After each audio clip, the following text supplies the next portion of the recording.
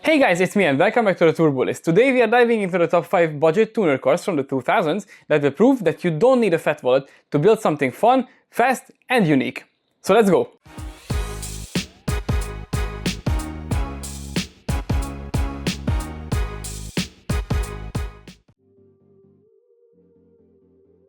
Alright guys, kicking off our list at number 5, we got something that flies a little under the radar, and it's the Seat Leon Cupra R.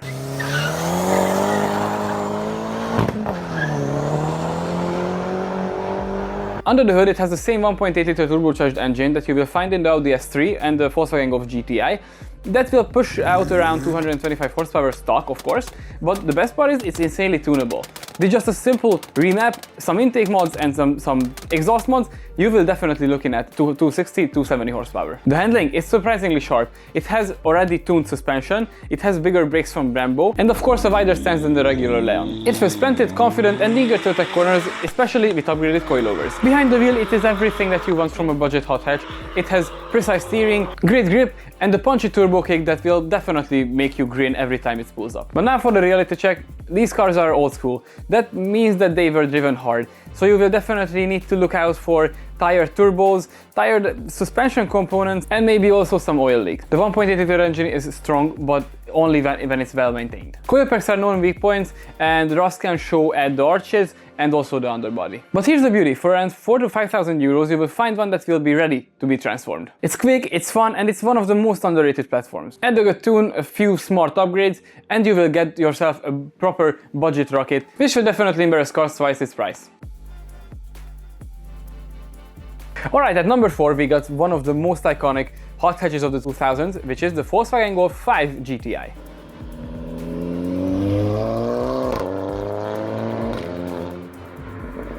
This was the generation that brought the GTI badge back to life. Depending on the model, you could find it with the bulletproof 1.8 turbocharged engine or the newer 2-liter TFSi engine, both absolute legends when it comes to tuning. The 1.8 turbo engine is known for being simple and reliable, while also crazy tunable. With just a simple remap, bigger turbos and a bigger intercooler, you are looking at 260-270 horsepower easily. And that's a 2-liter TFSi engine which starts off a little stronger at 200 horsepower. Pair it with a good ECU tune and some bolt-ons and you're looking at 300 plus horsepower easily. Handling-wise, the Golf V was a huge step up. The chassis is stiffer, the suspension is better, and the steering actually feels connected. With a good coilover setup and upgraded bushings, this thing can handle corners way better than you would expect it. You can daily it comfortably and still have a blast every time you hit boost. It's the perfect blend of practicality and performance that makes the GTI badge legendary. And now the downsides. The 2-liter TFSi engine has some known issues with the carbon buildup around the intake valves and timing chain tensioner. And now the 1.8-liter turbo engine is known for some coil pack issues and also some oil leaks and boost leaks.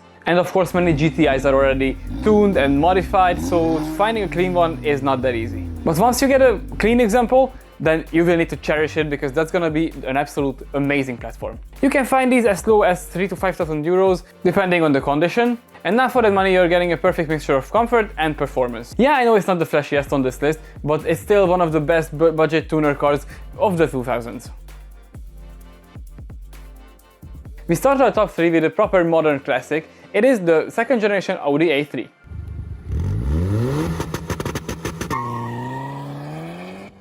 Yeah, I know it looks like a simple hatchback, but trust me, under the hood, it hides one of the best turbocharged engines ever made by Audi.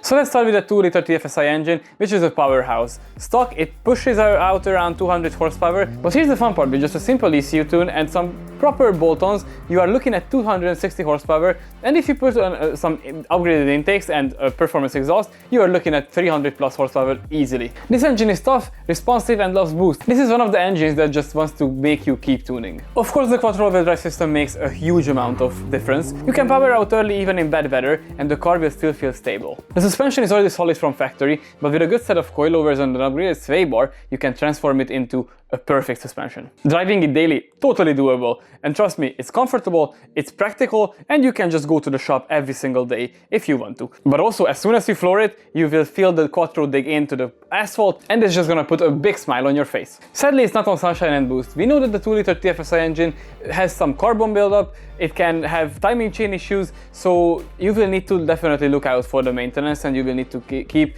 your timing chain maintained and keep the regular oil changes. The hot deck system also needs proper servicing because easily your Audi Audi can end up only front-wheel drive if you don't service your Haldex. Parts are also not that expensive, but you don't want to buy the cheapest parts out there. But here's the thing, for around 4 to 5,000 euros, you get yourself one of the best platforms that is fun, fast, and endlessly tunable. It's the perfect budget Audi for those enthusiasts who actually like to drive in every kind of weather conditions. Coming up at number 2, we've got something that looks just as good as it drives. It's the second generation Audi TT.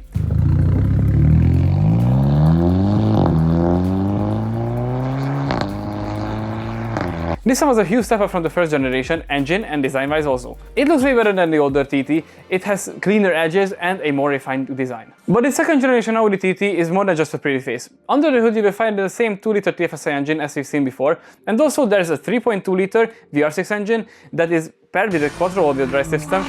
It's just a seriously capable platform. The 2-liter TFSi engine is an absolute gem. It's lightweight, responsive and incredibly tunable. With just a simple remap and a few buttons, you are looking at 250-260 horsepower already from 200. And it will still feel smooth and controllable. Add the bigger turbo and you're basically looking at 300 plus easily. The 2.3-liter VR6 is already a very strong engine that is perfect if you want to build a supercar killer. Now let's talk about prices.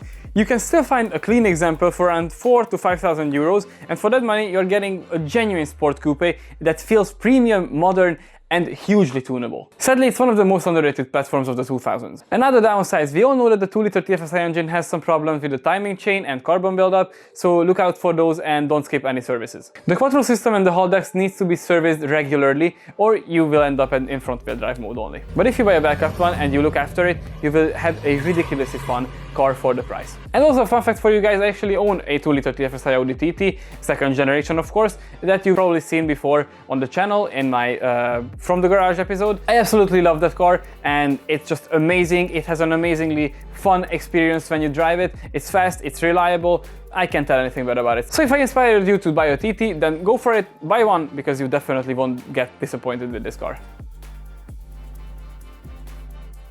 And finally now at number 1, my absolute favorite car of all time is the BMW E46 3 Series.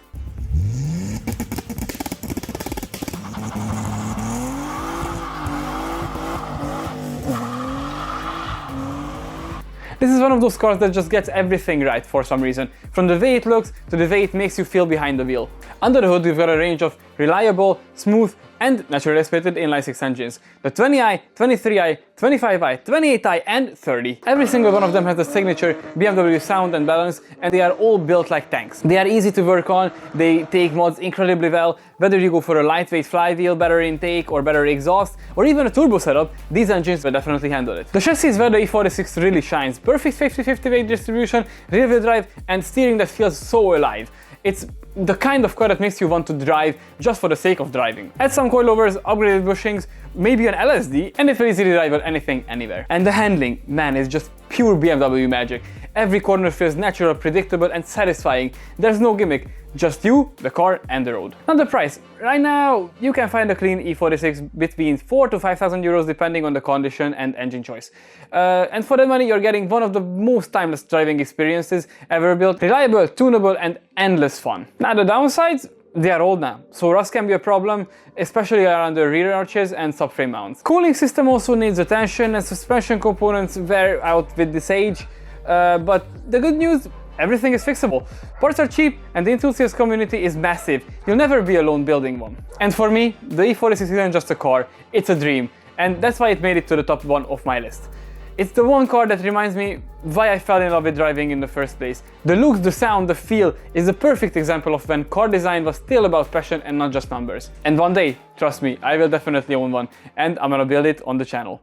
With you guys. You know, some cars you don't drive, you connect with them, you cherish them, and you just have fun with them. So there you have it, my top 5 budget tuner cars from the 2000s. From the cool little Cupra R to the timeless, legendary BMW E46, these cars prove that you don't need a huge amount of money to build something fast, fun, and unique. Now, which one would you pick for your next build? Please drop it in the comment section down below, I can't wait to check it out. And also, just saying, in my opinion, I will 100% go for the E46. But also, if you enjoyed the video, please don't forget to smash that like button and hit subscribe so you don't miss the next one. Thanks for watching, and I hope I inspired you to go and buy yourself a new project car. But now, stay positive, have an awesome day, and I will see you in the next one. Bye bye!